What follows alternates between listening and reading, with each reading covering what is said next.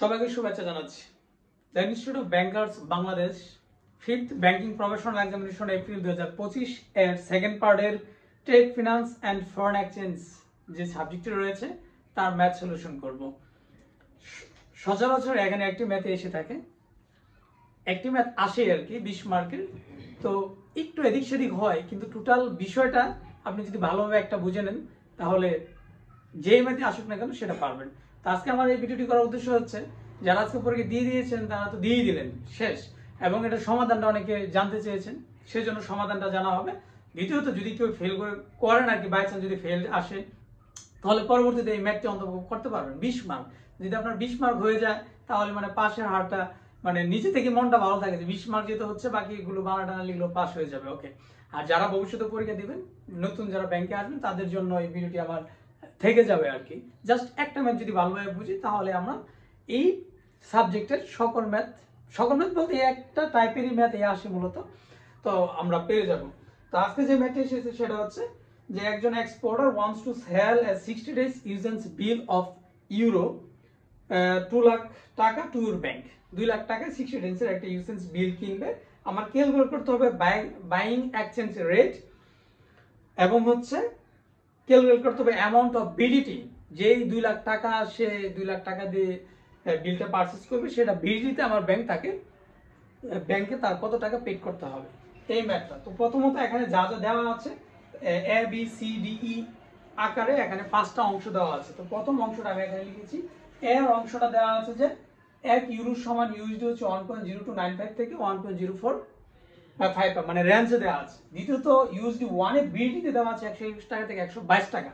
তো আমার অঙ্কটা মেইনলি তারা ইউরোতে দেওয়া আছে, আমার বিডি ক্যালকুলেশন করে নিতে হবে। এখন সরাসরি ইউরো থেকে বিডি না দিয়ে মাঝখানে ইউএসডি দিয়েছে। এটা একটা শর্ট প্রশ্ন আছে যে ক্রস কারেন্সি কাকে বলে। এটা হচ্ছে ক্রস কারেন্সি। ইউরো থেকে আমি বিডিতে নিচ্ছি ইউএসডি ডলারকে এক্সচেঞ্জের মাধ্যমে, ইউএসডি ডলারের মাধ্যমে, এটাকে ক্রস কারেন্সি বলে। তো ক্রস কারেন্সিতে আমি 1 ইউরো ইউকে বিডি করে নেব। তো বিডি কত হবে? 121 গুণ ইউএসডি।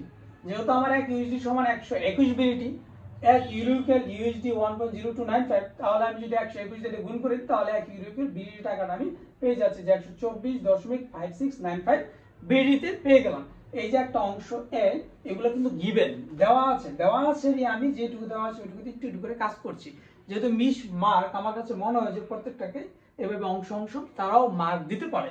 মেইন অঙ্ক এটা না, মেইন অঙ্ক হচ্ছে আমার বাইং এক্সচেঞ্জ রেট, এবং এই যে 2 লাখ টাকা ব্যাংক তাকে কত টাকা পেড করতে হবে, 2 লাখ টাকার জন্য আমার বিডিতে কত টাকা আসবে সেটা। তো আমি ইউরোকে বিডিতে কনভার্ট করে পাইলাম 124.5695 একটা অংশ এ। দ্বিতীয়ত বলা আছে ট্রানজিট পিরিয়ড 10 days।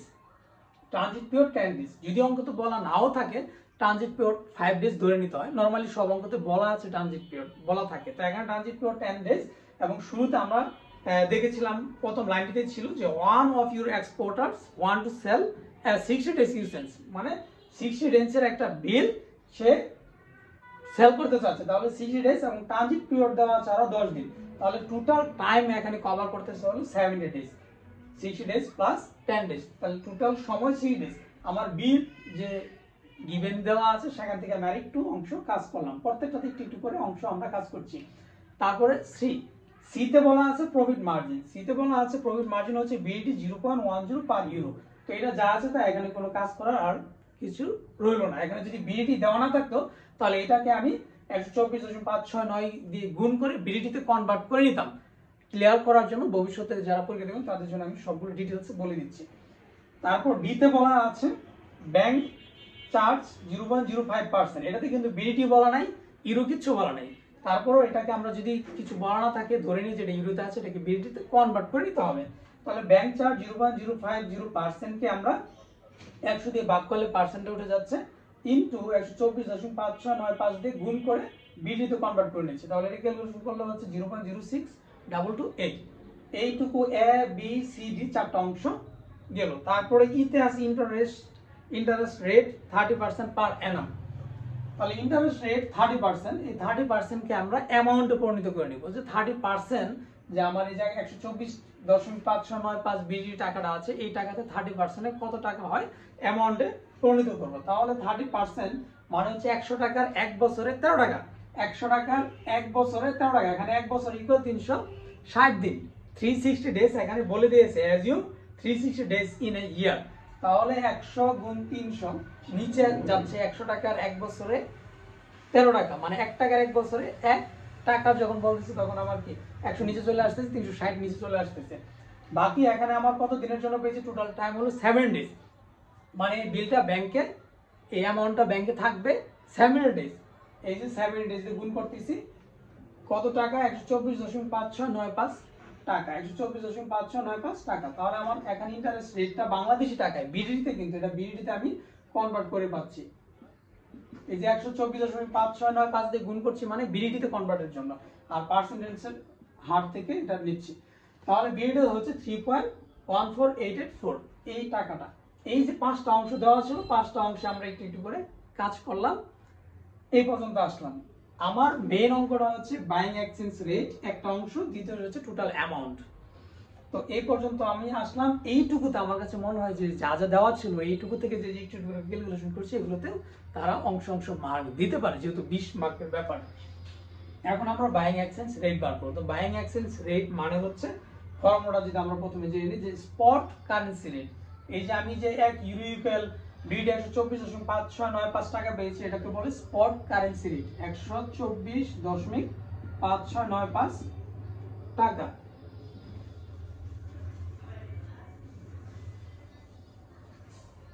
এই স্পট কারেন্সি রেট থেকে আমি মার্জিন বাদ দিব 0.10, তারপর ব্যাংকের চার্জ বাদ দেবো। ব্যাংকের চার্জ আমি বিডিতে পেয়েছি 0.06228।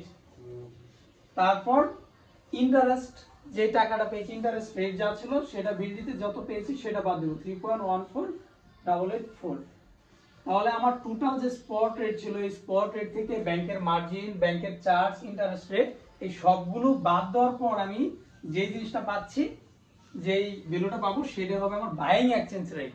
নরমালি বাইং এক্সচেঞ্জ রেট একবার শুরুতে তো আমি দেখেছি যে 1 ইউরো সমান বিডি 124.5695 টাকা। তাহলে ইউরোকে সরাসরি বিডিতে কনভার্ট করলে আমার তো এক্সচেঞ্জ রেট পেয়ে গেলাম, কিন্তু সেই এক্সচেঞ্জ রেটটা আমি অঙ্কতে কাজ লাগাতে পারছি না। কেন? কারণ ব্যাংকের মাধ্যমে হচ্ছে, ব্যাংকের ইন্টারেস্ট রাখতেছে, ব্যাংক চার্জ নিচ্ছে, ব্যাংকের মার্জিন আছে, এই জন্য এই সব কিছু বাদ দিয়ে আমার যে ভ্যালুটা হচ্ছে সেটা হচ্ছে আমার বাইং এক্সচেঞ্জ রেট। যখন আমি ক্রয় করবো তখন আমাকে সেই টাকাটা দিতে হবে। তাহলে 124.5695 থেকে এই যে মার্জিন বা ব্যাংকের বাইং, ব্যাংকের চার্জ এবং ইন্টারেস্ট রেট এই সব কিছু যদি বাদ দেই তাহলে বিয়োগ করলে হচ্ছে কত, 121.2583। এটা হচ্ছে আমার একটা মূল অঙ্ক, যেটা চেয়েছিল যে এক্সচেঞ্জ বাইং রেট বের করেন এবং টোটাল অ্যামাউন্ট ক্যালকুলেশন করেন বাংলাদেশি টাকায়। তাহলে আমি বাইং এক্সচেঞ্জ রেটটা পাইলাম 121.2583। এটা হলো আমার একটা মূল অঙ্ক। আর আগে যেগুলো করলাম সেটা হচ্ছে আমার এই অঙ্কের জন্য, সেগুলো আমার বের করে নিতে হয়েছে যা দেওয়া ছিল তার থেকে। তো 20 মার্ক এইটার জন্য শুধু তাহলে 10 মার্ক হয়ে যাওয়া উচিত। আর বাকি যে অংশ বলছে যে পেড করতে হবে, ব্যাংকের পেড করতে হবে কত টাকা, তো ওইখানে তো আমার বলা আছে 2 লক্ষ টাকা, যে 2 লক্ষ টাকা ইউরো দিয়েছে, 2 লক্ষ ইউরো দিয়েছে। 2 লক্ষ ইউরো এবং বাইং এক্সচেঞ্জ রেট হচ্ছে 121 টাকা। তাহলে 121 টাকা দিয়ে যদি আমি, মানে বাইং এক্সচেঞ্জ রেট যেটা আছে 121.2583, এটা দিয়ে যদি আমি 2 লক্ষ টাকাকে, সরি 2 লক্ষ ইউরোকে গুণ করি, তাহলে তো আমার ব্যাংকিং, মানে ব্যাংক পেড অ্যামাউন্টটা পেয়ে যাচ্ছি বিডিতে। এটা গুণ করলে যা হবে সেটা হচ্ছে আমার বিডিতে অ্যামাউন্ট। এই যে আরেক লাইন, এটা হচ্ছে আমার আরেকটা অঙ্ক, মানে মেইন ফোকাসের, মানে যে জিনিসটা তারা চেয়েছে এক্সচেঞ্জ রেট এবং হচ্ছে ব্যাংক পেড করবে যত টাকা, তো ব্যাংক পেড করবে এই buying rate into 2 lakh euro. তো এখানে কত হবে আমি যদি একটু ক্যালকুলেশনটা করে নেই তাহলে আমি সেটা বলে দিতে পারছি।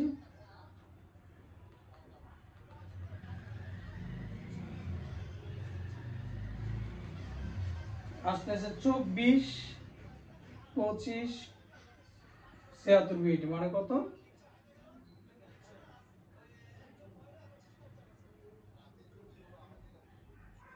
একক দশক শতক হাজার অযুত লক্ষ 2,42,51,000। সময় একটা বেশি দিচ্ছে না। তাহলে আমার টোটাল ব্যাংক পেড করবে 2,42,51,676 টাকা। এইটুকু চেয়েছিল বাইং এক্সচেঞ্জ রেট এবং ব্যাংক কত টাকা পেড করবে। তো এই অঙ্কটুকু করতে 20 মার্ক। তো মেইনলি আমার বুঝতে হচ্ছে যে ওই যে বের করাটা মার্জিন টার্জিন, এটা এই ফর্মুলাটা বাইং এক্সচেঞ্জ রেট হচ্ছে আমার spot rate minus margin, bank charge এবং হচ্ছে ইন্টারেস্ট, তিনটা বিয়োগ করলে যেটা পাচ্ছি সেটা হচ্ছে আমার buying exchange rate. Buying exchange rate দিয়ে আমি যদি ইউরোটাকে গুণ করি তাহলে আমার বাংলাদেশি বিডিতে অ্যামাউন্টটা পেয়ে যাচ্ছি 2,42,51,676 টাকা। এটা আজকের অঙ্ক, মানে ব্যাংকিং ডিপ্লোমার 5th-তম যে পরীক্ষা হয়েছে সেকেন্ড পার্টের আইবিবির ট্রেড ফিনান্সের অঙ্কের সলিউশন এটা। এবং এই অঙ্কটা আমি ডিটেলস আলোচনা করলাম ভবিষ্যতে যারা পরীক্ষা দেবেন তাদের জন্য, যে এইটা যদি আপনি বুঝেন যে অঙ্কে আসুক সবটি বুঝবেন। অনেক সময় শুধু এইটুকু দিয়েও একটা ম্যাথ দিয়ে দিই, শুধু এইটুকু যে এক্সচেঞ্জ রেটটা চেঞ্জ করবেন এবং টোটাল টাকাটা বের করবেন। তো এখানে সব বিস্তারিত আলোচনা করলাম, বাকি এই ফরেন ট্রেডের যে অঙ্কে আসুক সবগুলো এই রিলেটেড। এখানে অনেক সময় আরেকটু করে বড় করার জন্য যে প্রথমত একটা অংশ দেয় যে ক্রস রেট কাকে বলে, যেটা আমি বললাম যে আমার এখানে ইউরো এবং বাংলাদেশি টাকা বের করতে হবে, কিন্তু ইউরো আর বিডিটি ডলার দেওয়া আছে, আমার বিডিটি বার করতে পারছি না। তো যখন দুইটা কারেন্সি থেকে অন্য একটা কারেন্সি বের করতে হয়, মধ্যতা হিসেবে আমরা ইউএসডি কে নিচ্ছি, তখন সেটাকে ক্রস কারেন্সি বলে। ইউএসডি এখানে হচ্ছে ক্রস কারেন্সি, ইউরো ইউএসডি থেকে আমরা বিডিটি বার করলাম, একটা পথে প্রশ্ন দেয়।